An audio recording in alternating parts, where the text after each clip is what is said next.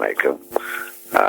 என்றால் இலங்கையில் கடந்த சில மாதங்களாக அல்லது நாட்களாக இந்த ஹலால் தொடர்பான பிரச்சினை ஒரு பாரிய ஒரு விஸ்வரூபம் எடுத்து இருந்தது.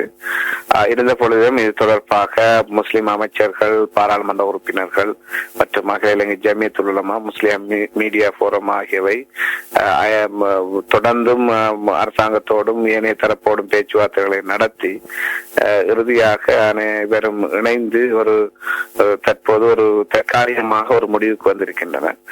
அதன்படி இப்பொழுது ஏற்றுமதி ஆகின்ற பொருட்களுக்கு மாத்திரம் ஹலால் சான்றிதழை வழங்குவதற்கு அகில இலங்கை ஜமியத்துல் உலமா உடன்பட்டிருக்கின்றது.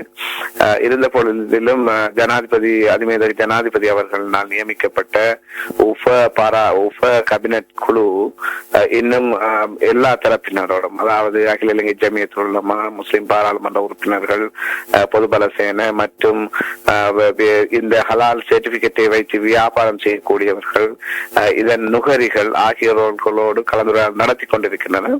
அவர்களின் இறுதி அறிக்கை கிடைக்க பெற்றதன் பின்னர் ஒரு நல்ல முடிவை நாட்டு முஸ்லிம்களும் அதே போன்று நாட்டுக்கு வெளியில் இருக்கின்ற முஸ்லிம்களும் எதிர்பார்த்திருக்கின்றனர்.